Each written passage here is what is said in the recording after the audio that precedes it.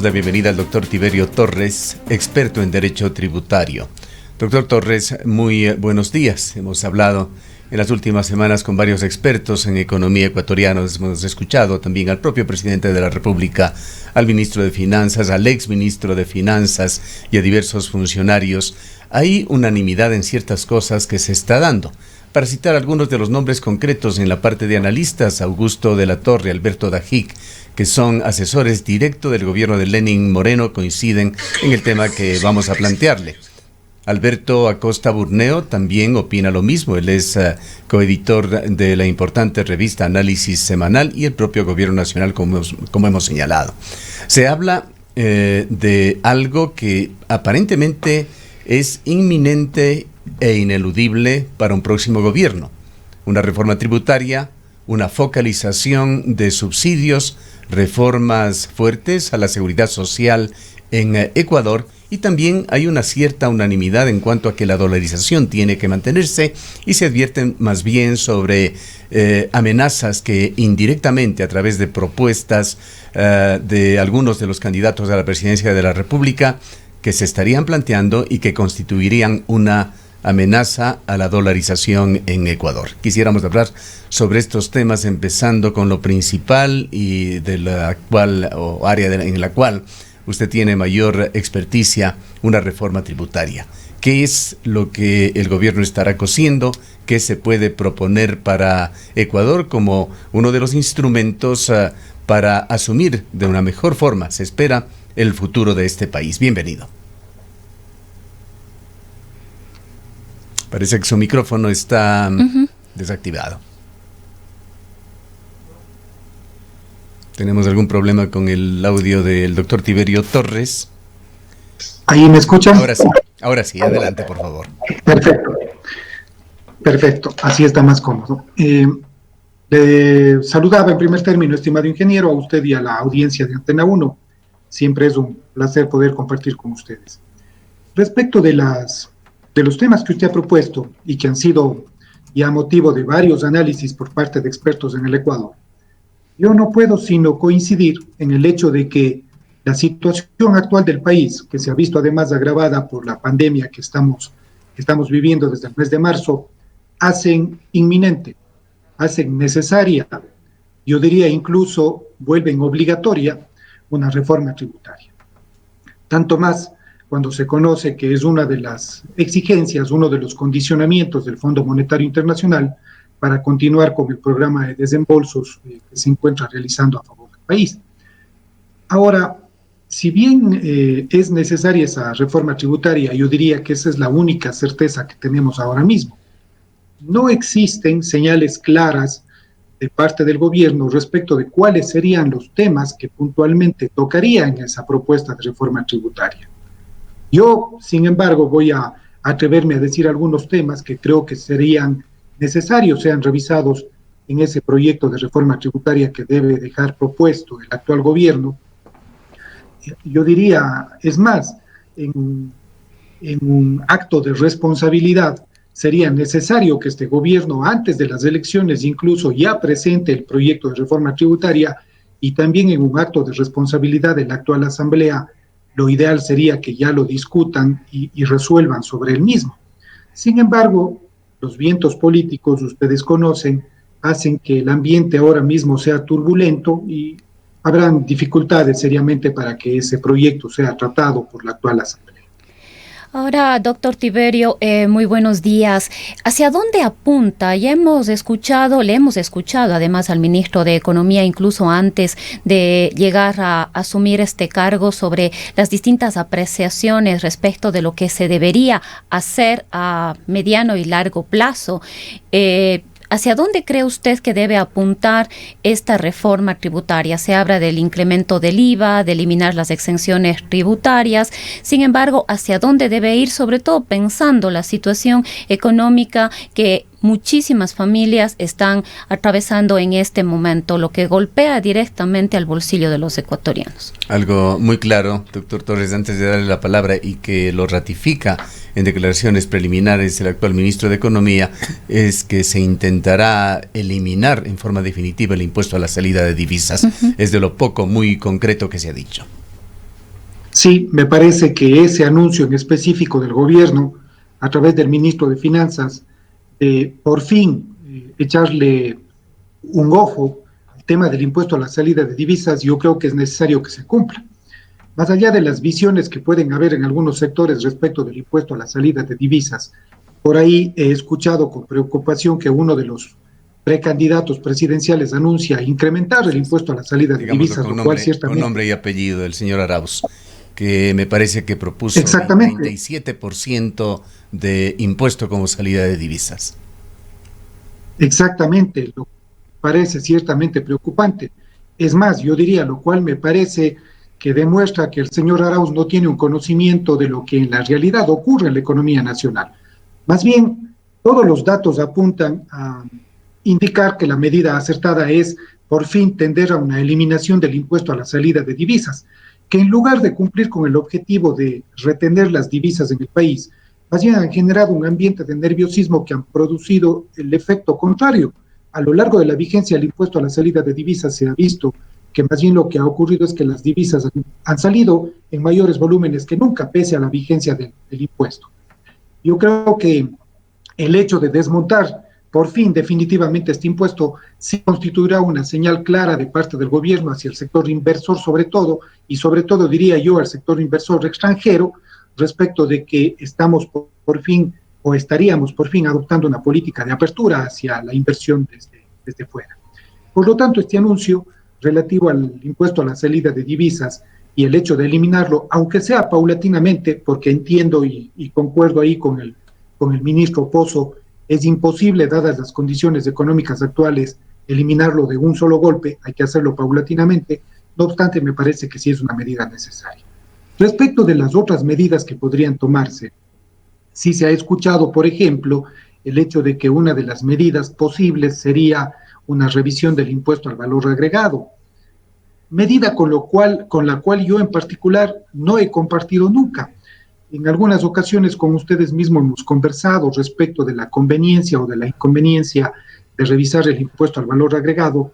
Y yo siempre he tenido la idea de que, aunque uno puede verlo desde el punto de vista de la recaudación como una medida que de forma inmediata sí produce un efecto de incrementar la recaudación, claro, esto es evidente, si yo aumento del 12% al 14%, al 15% el IVA, voy a ver de forma inmediata aumentada la recaudación de este impuesto.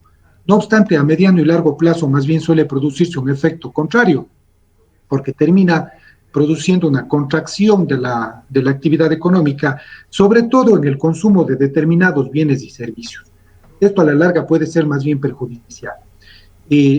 Se ha demostrado en el mundo que más bien las medidas que ayudan al incentivo de la actividad económica, que ayudan a reactivar la actividad económica, que es lo que precisamente en estos momentos necesitamos, son medidas contrarias. Por ejemplo, la moderación de impuestos como el impuesto al valor agregado, que lo que hacen es hacer que la gente disponga de más dinero, que se incremente el consumo de bienes y servicios, y eso va empezando a generar un efecto multiplicador en la economía.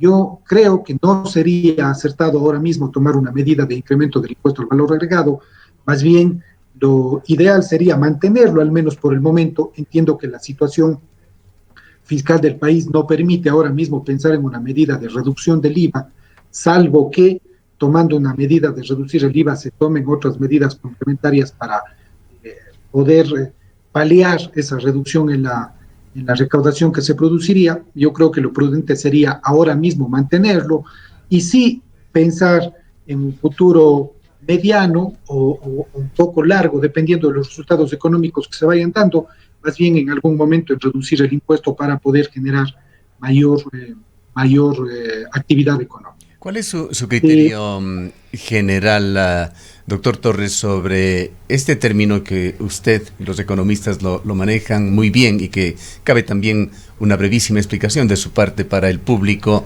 esto de la presión tributaria? En esto hay discrepancias frecuentes en Ecuador.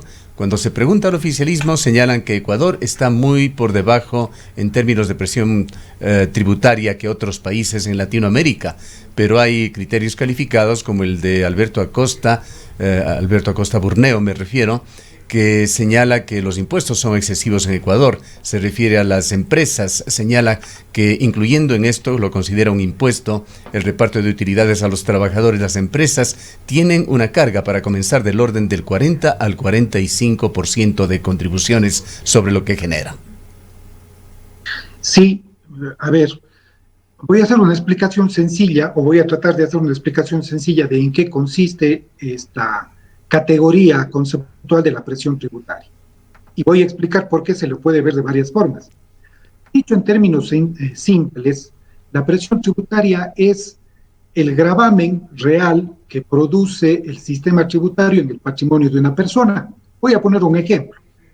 Si el gobierno, por ejemplo, dice que la presión tributaria en el país es del orden del 17, 18%, esas son más o menos las cifras que se manejan, querría decir que una persona en promedio, el ciudadano promedio, ve afectado su patrimonio, su riqueza anual, más o menos en un 17 o 18%. Querría decir que una persona en promedio de cada $100 que gana, los 17 o 18 los destina a pagar tributos.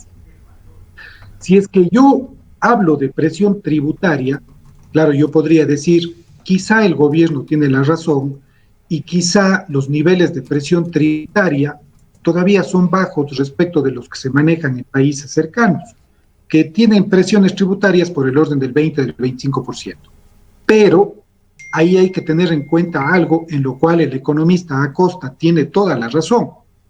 No debemos hablar, cuando se habla de los gravámenes que soporta una actividad económica en el país, no debemos hablar solo de la presión tributaria, porque ahí sí, conceptualmente debemos analizar cuál es el impacto que únicamente los tributos formalmente reconocidos como tales producen en las empresas o en las personas. Yo creo que lo correcto es más bien hablar de una presión fiscal, no solo de una presión tributaria, sino de una presión fiscal que permite valorar más bien el impacto de todos los gravámenes que le pagamos al Estado, tributarios o no. ¿Por qué el economista Acosta afirma que la presión fiscal en el Ecuador bordea el 40% para las empresas? Porque además del impacto que produce los impuestos como tal, los tributos, que sí pueden ser del orden del 18 al 20%, hay que sumarle otras presiones o gravámenes que tienen que soportar las actividades económicas, como por ejemplo la aportación al seguro social, que evidentemente también es una presión que soporta la actividad generadora de ingresos, que soporta la actividad económica, pero que formalmente no es presión tributaria. Se discute mucho la naturaleza jurídica del aporte a la seguridad social. Hay cierta unanimidad doctrinaria en decir no se tratan de cargas tributarias, sino más bien de cargas parafiscales, que están fuera de lo fiscal estrictamente, pero que sí son cargas que uno tiene para con el Estado. ¿Por qué son parafiscales? Porque lo que usted recauda del aporte a la seguridad social no va al presupuesto general del Estado, va a financiar específicamente la actividad de la propia seguridad social. Ahí la diferencia con los tributos. Sí, esa es la diferencia en el concepto. Doctor, yo, por lo tanto, sí comparto.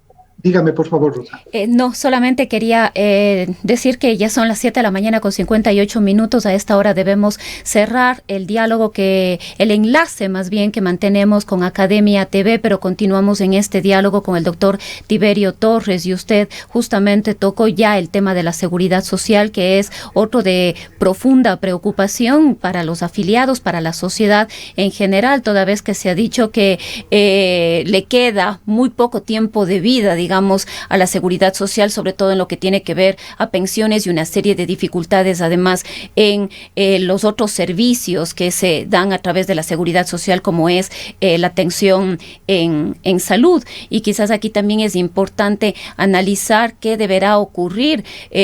Todos los analistas advierten que el próximo gobierno deberá poner esencial atención a reformas a la seguridad social. Es también cierto. Evidentemente, la seguridad social atraviesa un momento difícil. Su sostenibilidad misma está en entredicho. Ahora mismo existen ciertos cuestionamientos de cuánto tiempo mismo puede soportar todavía la seguridad social bajo el esquema actual. Yo creo que sí es necesario pensar en una reforma profunda a la seguridad social. Una reforma que sobre todo debe enfocarse en primer término en que la seguridad social maneje de forma plenamente diferenciada lo que son las prestaciones de salud de lo que son las social. A veces, el hecho de que la seguridad social mezcle un poco el sistema de seguridad social con el sistema de salud que maneja el IES, hacen que se vuelva un tanto insostenible el sistema. Fíjense ustedes que ahora mismo estamos viviendo las consecuencias de ciertas decisiones políticas de ampliar la seguridad social desde el punto de vista de la prestación de salud a un gran universo de ciudadanos que no son aportantes. El hecho de haber ampliado la seguridad social a los familiares del afiliado, por ejemplo, han hecho que la carga para la seguridad social sea sumamente severa en el aumento de la carga, pero no ha tenido una contrapartida respecto de los ingresos. Entonces, con los mismos ingresos que venía teniendo antes, ahora soporta una carga de salud mucho mayor. Yo creo que sí es necesario que vayamos pensando en un sistema, por ejemplo, en el que la seguridad social en estricto sentido se ocupe de lo que es las prestaciones del seguro social como tal, entiéndase riesgos de trabajo, entiéndase prestaciones de jubilación, y lo separe del tema de la salud pública. Yo no he entendido, o siempre me he cuestionado más bien, cómo es que en el Ecuador tenemos, desde el punto de vista de la prestación de salud por parte del Estado, dos sistemas coexistiendo.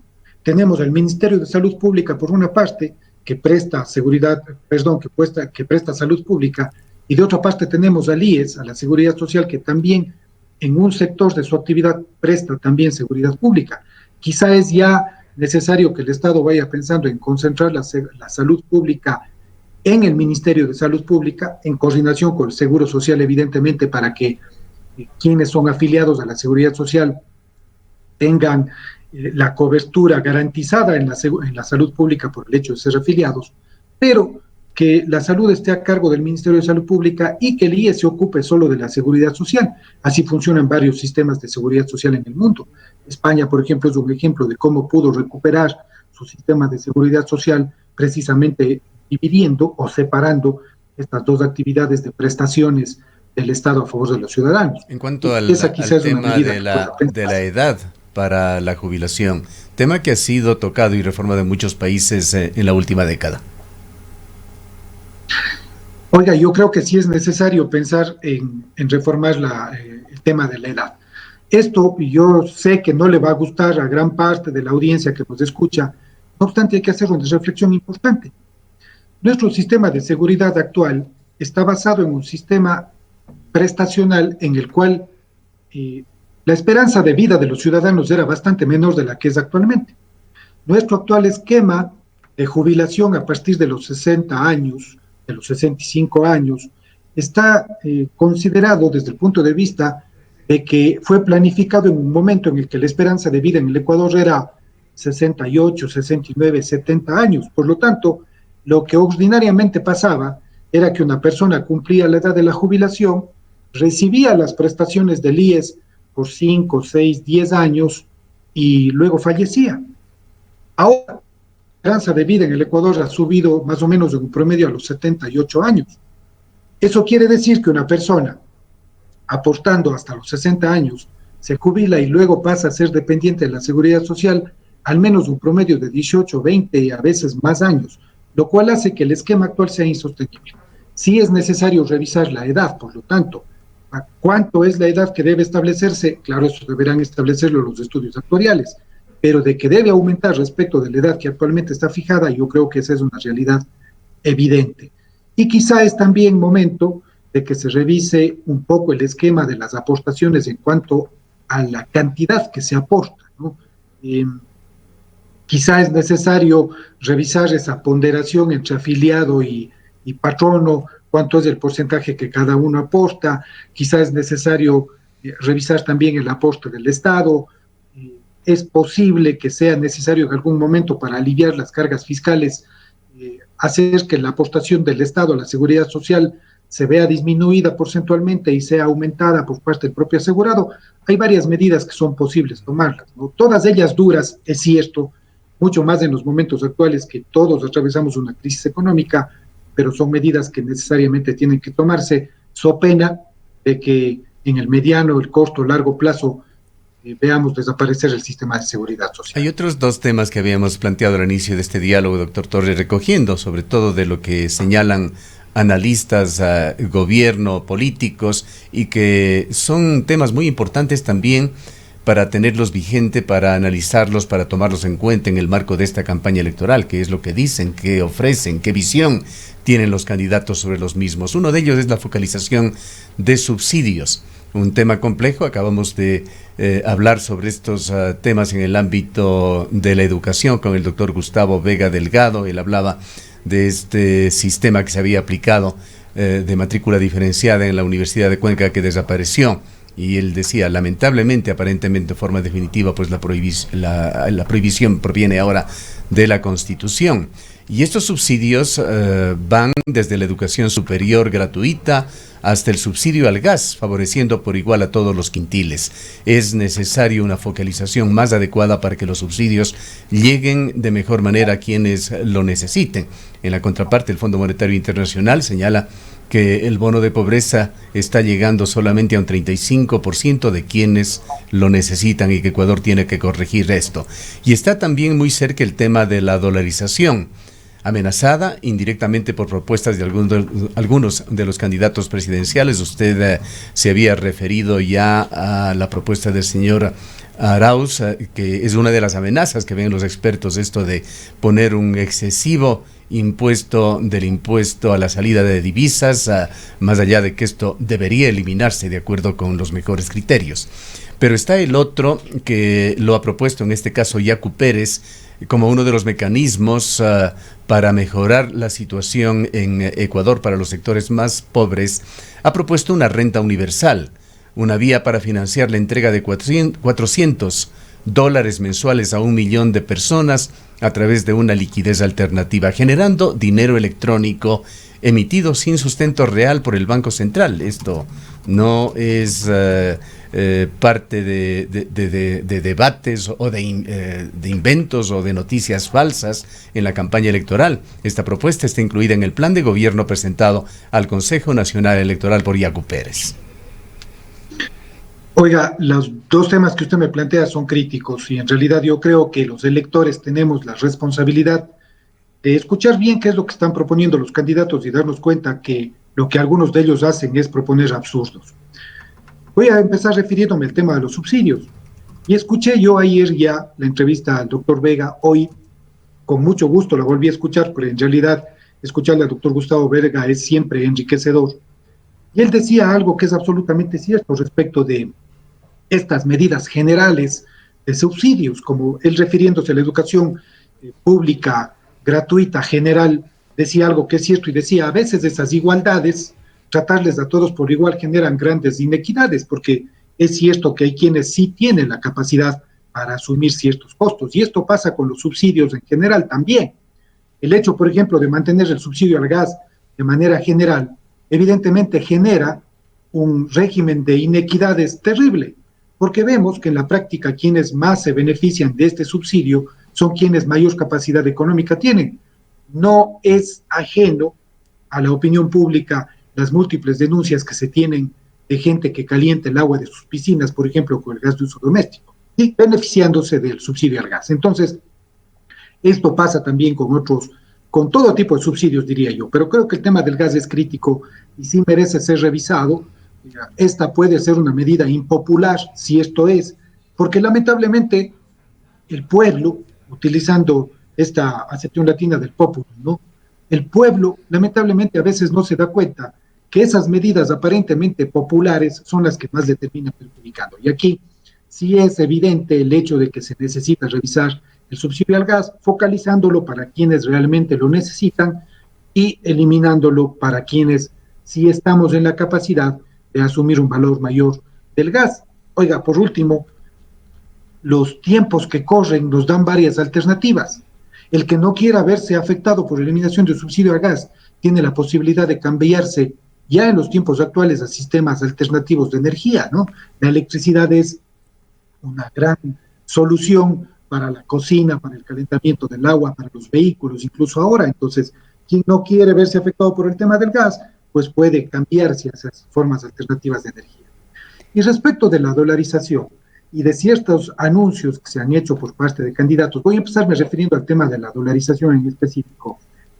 Me parece que no hay ofrecimiento más irresponsable que el de hablar de la generación de una moneda electrónica que permita la emisión de dinero solamente en la nube, lo cual ciertamente constituye en el fondo emisión inorgánica de dinero, lo que va a hacer que nos veamos forzados a salir de la dolarización y lo que nos va a poner en la situación de algunos países, y yo voy a hablar aquí con todas las letras, de Venezuela, por ejemplo, que ante la crisis económica que vive, el gobierno no encuentra mejor solución que la de todos los días emitir plata, poner plata en el bolsillo de la gente, pero plata que no sirve. Plata que no tiene ningún Otro ejemplo fue la lejana Zimbabue, en donde se hizo lo mismo, un país que tenía dolarización, empezó con un gasto excesivo, emisión inorgánica de dinero y terminó rompiendo todos los récords en el mundo de inflación. Oiga, lo que usted dice es tan cierto que en estos días circuló en las redes sociales la imagen de un billete de 1.000 millones de la moneda de Zimbabue que había sido emitida en estos días. Fíjese usted lo que es hablar de un billete de 1.000 millones. Quiere decir que esa moneda vale menos que un grano de arena, perdónenme la comparación. Y hacia ese régimen no podemos ir. Aquí tenemos que votar por una propuesta que con seriedad ofrezca mantener la dolarización, porque ese es el sistema que nos ha permitido mantener cierta estabilidad económica desde el año 2000 hasta nuestros días. Si es que no hubiésemos dolarizado, por dolorosa que fue la dolarización, viviríamos un régimen invivible ciertamente en los actuales momentos. Por lo tanto, sí, otro dato, me parece demagógico. Permítame aportar otro dato, doctor Torres, sobre estos temas. La jubilación para una persona con sueldo básico en Venezuela al momento equivale a $1.50 mensuales. Imagínese usted lo que sería hacer que nuestros jubilados, recibiendo una jubilación en moneda propia, voy a poner un ejemplo, que hoy equivalga a 180, 200, a $400, independientemente del monto. Mañana vea que su misma jubilación ya equivale a 200. Pasado mañana equivale a 100, a 50, a 10, y a la larga esa jubilación no le alcanza para vivir. Eso es lo que se consigue con una moneda propia en regímenes irresponsables como el nuestro. Fíjese usted que la tendencia en el mundo es la de ir eliminando las monedas propias nacionales para constituir monedas fuertes. Europa es un gran ejemplo con la adopción del euro ya hace un par de décadas, lo que ha hecho que Europa económicamente resurja y ha hecho que todos los países de la Unión Europea resurjan. ¿Por qué? Por la fortaleza de sus monedas. Yo creo que más bien aquí debemos pensar en medidas que tiendan a fortalecer la dolarización y en ninguna forma adoptar cualquier otra medida, cualquiera que ella sea, que en cierta forma llegue a poner siquiera en riesgo este régimen de dolarización que nos ha mantenido con estabilidad en los últimos 20 años. Bien, queremos agradecerle por su presencia en esta mañana. Han escuchado al doctor Tiberio Torres, experto en Derecho Tributario. Él es profesor de la Universidad de Cuenca. En el Ecaustro, desde hace 20 años, trabajamos día a día para generar la energía que tú necesitas. Hoy, renovamos nuestro compromiso de servir a la región y al país, generando desarrollo con conciencia y conservación ambiental y siempre mirando al futuro.